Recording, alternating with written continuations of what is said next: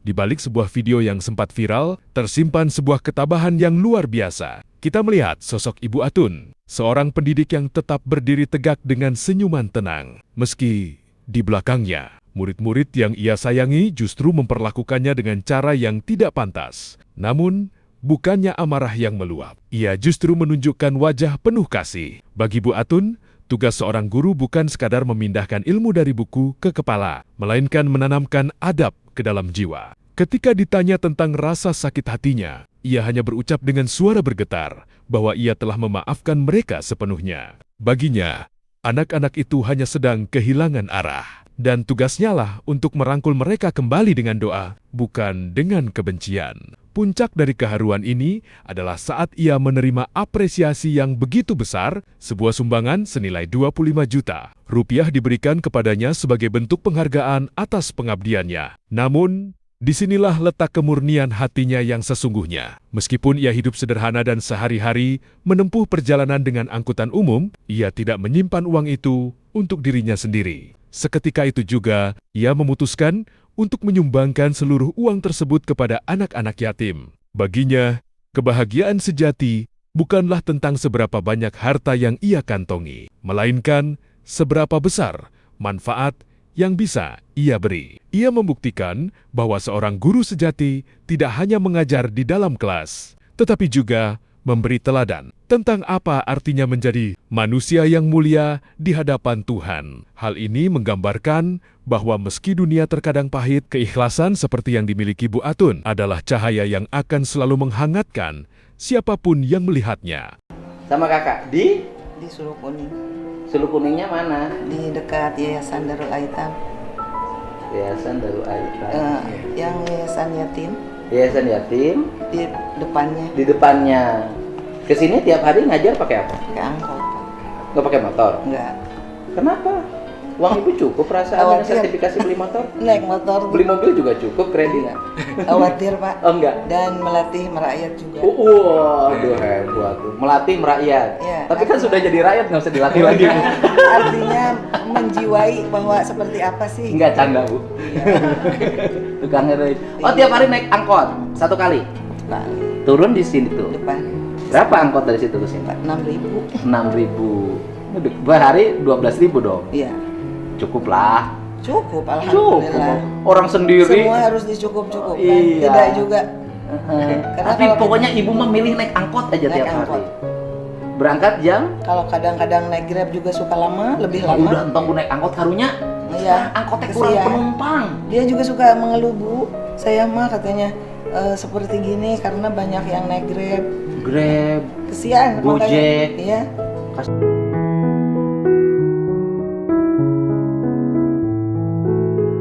Nah, selama ini ibu kan ngajar anak-anak. Iya, Pak. Yang termasuk anak-anak yang 9 itu satu kelas. Satu gimana? Yang anak-anak Oh, ya yang iya. kemarin Oh, iya. nyandain ibu itu satu Iya, kelas. Satu kelas. Semua. Tapi nggak semua, Pak. Sebetulnya hanya 9 orang. Iya 9 tuh satu kelas. Dari kelas itu. Iya Bu, enggak maksud saya anak yang 9 itu satu kelas. Iya. Mm-mm. Selama ini di kelasnya bagaimana anak-anak itu? Variatif ya, Pak. Ada yang memang bagus. Mm-mm. Potensi pembelajarannya ada yang biasa. Mm-mm. Dan juga ada yang kurang. Mm-mm. Di antara anak itu ada yang memang sering saya bina. Mm-mm. Karena ada yang memang bermasalah. Oh. Dan dia itu sering saya panggil, diajak bicara, ya Bu, terima kasih Ibu selalu mengingatkan saya. Saya sering mengatakan ke kelas untuk semua, hati-hati dalam melangkah, kadang kita suka lupa diri. Saya selalu aja. Dari semester 1 itu Pak. Terus ada perubahan tuh, alhamdulillah tuh. Anak-anak kelas itu teh memang ada Masya Allah Pak. Dari setiap guru juga. Tapi itu tantangan PPKN. Oh iya, betul Pak. Semakin anak seperti itu, semakin saya tertantang. Ini kasihan loh kalau tidak saya rapihkan. Ini tanggung jawab moral saya nih. Tanggung jawab saya nih sama Allah. Tanggung jawab saya nih untuk sekolah. Tanggung jawab saya nih untuk orang tua dan untuk masyarakat. Saya selalu berpikir seperti itu. Yang akhirnya di semester 1 itu, alhamdulillah tuh Pak, kelas itu teh menurut saya. Karena setiap guru juga seringkali memberikan laporan, saya suka bertanya sengaja, apakah di guru lain anak ini seperti ini? Iya Bu Atun, aduh eta kelas eta gitu gini, Masya Allah lah ya. Oh iya memang berarti harus ada ekstra. Saya sering tuh. Karena bagi saya Pak, mengajar itu ada 3 kecerdasan, ada kecerdasan intelektual, spiritual dan emosional. Oh, iya, Saya iya. dahulukan kecerdasan spiritual, keimanan mereka, Iya. akhlak mereka, yang kemudian emosional mereka. Saya sampaikan itu.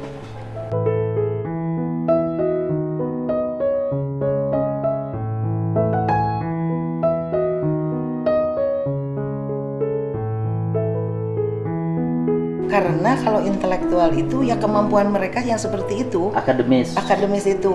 Tapi kalau itu memang butuh tantangan diri saya untuk merapihkan. Kalau itunya sudah rapi, insya Allah guru mah nggak akan salah memberikan nilai dari intelektualnya. Tapi yang kalau kita tidak melatih pembinaan kepada anak yang kecerdasan spiritual dan emosional, itu bahaya banget kalau menurut saya. Saya binakan itu. Sampai akhirnya anak itu alhamdulillah Pak pada hormat dengan saya. Ya, artinya dari perubahan-perubahan. Lalu saya kaget juga di semester 2 di saat saya sedang menyampaikan pembelajaran keberagaman, masalah apa praktek keberagaman. Saya sendiri juga nggak tahu itu di belakang saya. Kan di fotonya itu di belakang. Oh, jadi ibu sendiri tidak menyadari? Tidak tahu Pak, ya Allah. Karena ada yang video. Iya. Yang videonya siapa? Nggak tahu juga. Saya dapat info dari alumni, ribuan alumni WA. Berarti yang videonya siswa juga kan? Siswa. Setelah itu infonya, bahkan siswanya itu sendiri menginfokan ke saya, Ibu minta maaf saya yang melakukan ini. Oh. Kata saya, ya Allah, itu di luar dugaan. Kata saya teh, saya kaget, Gusti. Saya langsung aja Pak mendoakan. Karena ini salah melangkah anak teh kunaon kieu. Cek urang Sunda mah ngajebian. Tapi ngajebian itu kalau nggak ada video, itu anak-anak juga sama ibu bapaknya suka ngajebian tuh kalau belakang. Jadi ibu tidak menyadari dan tidak tahu kalau ada anak yang ngajebian. Iya. Ngeledek. Iya, ada. Saya malam Jumat tuh saya terima video itu Pak. Karena praktek keberagamannya di kelas itu adalah hari Kamis. Tiba-tiba setelah maghrib saya menerima video itu dari alumni. Bu, kami sakit hati Bu, Ibu diperlakukan ini. Pak Panjang. Ya Allah, saya kaget. Saya tahu dari media sosial Bu, di jalan, makanya langsung saya komen, udah kasih hukuman aja. Kalau enggak saya cepet-cepet ngomong nanti kemana-mana. Ya, saya kaget Pak ngelihat itu Hana. Setelah selesai juga dia teh cium tangan, Bu terima kasih. Terus dia teh gini. Jadi di depan ibu mah mereka teh baik. Iya. Ada alatnya lagi, ada alat yang dia peragakan. Ibu pegang ini atuh Bu. Iya. Budak. Dasar anak-anak mah kieu geuningan gitu. Iya tapi Ngajebian. hasilnya apa? Ya sudah. Nah, kemudian kan ini persoalan sekolah yang kayak SMA 1 kan dianggap sekolah unggulan dulu ya. Iya. Kan ini problem pendidikan kita hari ini. Dulu kita mendapatkan sumber daya pendidikan yang sangat memadai. Ya kan? Guru yang punya kualifikasi. Dulu orang-orang pinter di SMA rata-rata sekolah ke IKIP. Ya. Dulu teman-teman saya yang pinter-pinter Banget. itu semuanya jadi guru sekarang. Yang pinter-pinter di kelas pada jadi guru. Saya lumayan tuh yang agak bodoh dikit jadi gubernur lah. Alhamdulillah. Ternyata ya. Ini guru. Nah dulu punya sumber daya yang memadai. Yang kedua, kemudian mereka mengikuti proses pendidikan yang terekrut dengan baik. Nah ini kan dulu nih, sehingga kan kayak SMA 1 punya sumber daya. Nah sekarang itu kan banyak rekrutmen guru itu kan kepala sekolah ada dulurnya masukin, TU ada dulurnya daripada nganggur masukin, ya kan, bener nggak? Nah sehingga kan ya tidak berarti saya menganggap tidak punya kualifikasi ya. Mereka harus terus ditingkatkan dengan 2 hal, intelektualitas, emosionalitas sama 3 hal, spiritualitas, pancawaloya itu. Nah sekarang itu mungkin ke depan kita akan kehilangan guru yang seperti ibu.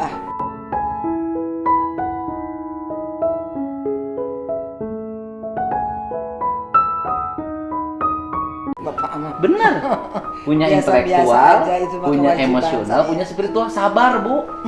Ciri kesabaran itu dari kolot maka anak landung kandungan lahir Aisan, lulus jejeun lihat tali. Eta ibu memaafkan kenapa? Wah hukumnya kudu nama. Oh jangan. Oh jangan. Kenapa?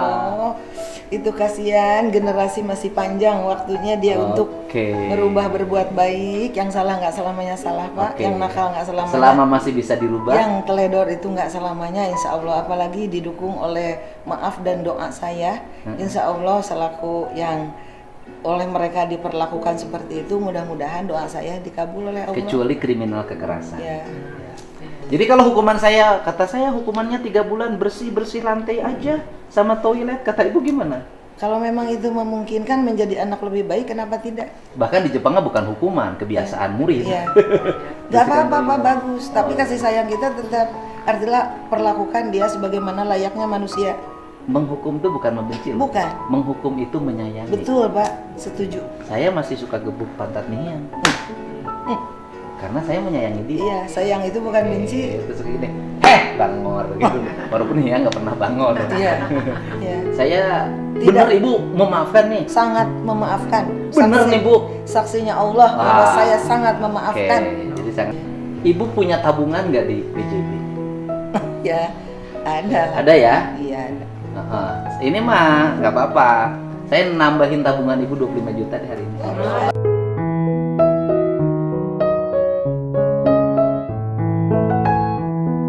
Terima kasih banyak Pak, tapi saya niatkan niat baik Bapak menjadi ganda. Iya. 25 juta akan saya sumbangkan kepada Keren. yayasan yatim yang saya